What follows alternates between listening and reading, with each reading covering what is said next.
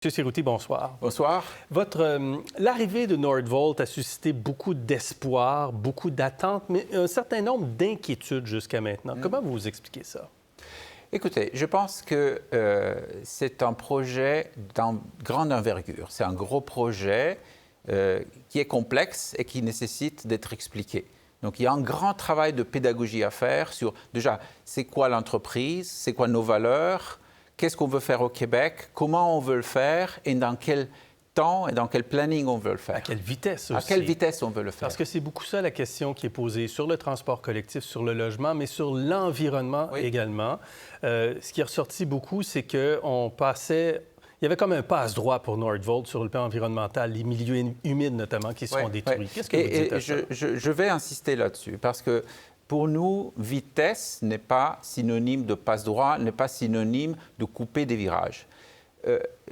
L'ADN de Nordvolt, c'est l'environnement. On a une mission qui est très forte, qui lie tous les employés de Nordvolt, qui est de proposer une société qui est décarbonisée, une façon différente de bâtir notre société, de sortir de la dépendance du pétrole. Donc l'environnement est véritablement dans notre ADN. Or, ce serait une erreur d'opposer biodiversité et protection de l'environnement local avec la mission de Nordvolt. Les deux convergent sur le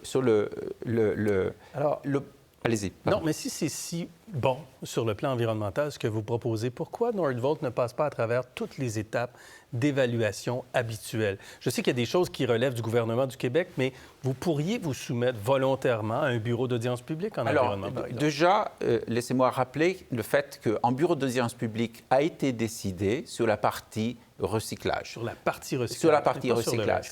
Le reste n'est pas assujetti au BAP. Il y a une réglementation administrative qui est très claire, avec un certain nombre de seuils qui sont définis, et on a soumis notre demande environnementale, et le ministère de l'Environnement a jugé qu'on était dans les seuils ou sous les seuils qui déclenchaient en BAP. Mais laissez-moi rajouter aussi le fait que s'il y a une réglementation qui est faite ou appliquée à la tête du client, ce n'est pas non plus dans l'intérêt de l'administration. C'est très important que les entreprises qui viennent au Canada, qui viennent au Québec, aient un cadre réglementaire clair.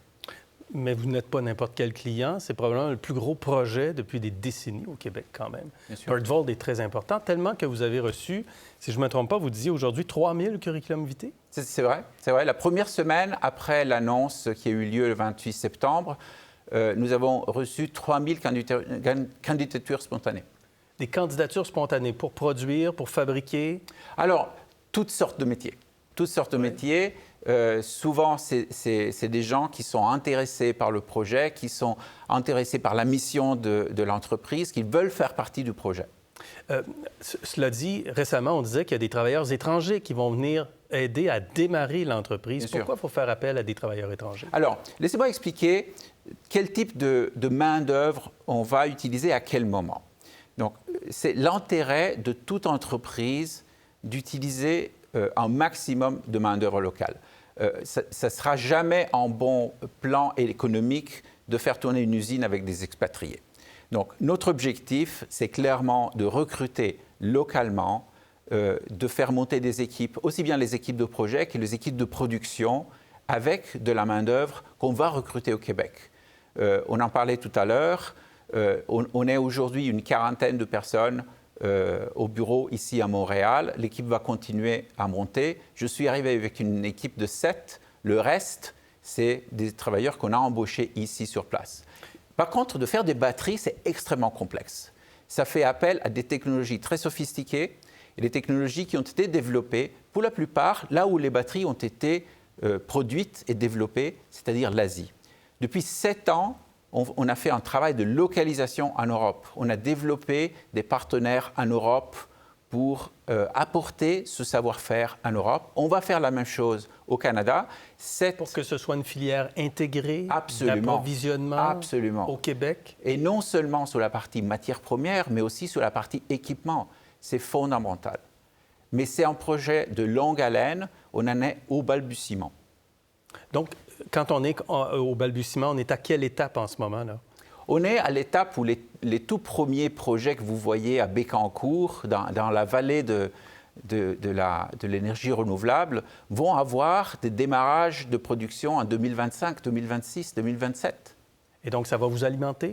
Ça va nous alimenter, absolument. Et nous, on a un intérêt à créer des chaînes de valeur, des chaînes d'approvisionnement les plus compactes, les plus locales possibles. Parce que pour nous, ça veut dire de la traçabilité, donc on va savoir d'où la matière vient, mais aussi de l'empreinte carbone. L'empreinte carbone, c'est extrêmement important pour nous. Et d'avoir des fournisseurs locaux qui sont dans un rayon de quelques centaines de kilomètres est fondamental. Merci, M. Cerutti. On aura le plaisir Merci. de s'en parler, certainement. Merci beaucoup. Merci. Pour voir nos émissions en entier, rendez-vous sur la chaîne Ici RDI.